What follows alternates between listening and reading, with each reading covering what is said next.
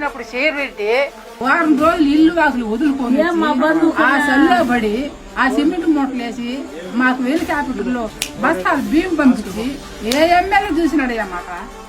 ఆ ఎమ్మెల్యే చూడు చూసిన మాకు బిడ్డలతో సమానంగా మాకు చీరలు కానీ జాకెట్లు కానీ.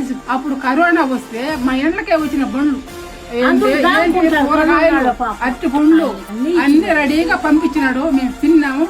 మొన్న కూడా డాక్టర్లు పంపించినాడు, చూపించుకున్నాము. ఉన్నతుడు బాగా చేస్తున్నాం, మాకు ఇబ్బంది లేదు.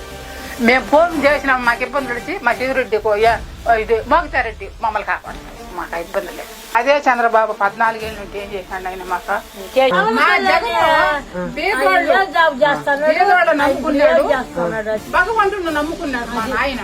కాబట్టి మా జగన్ వస్తాడు, మా శివరెడ్డి.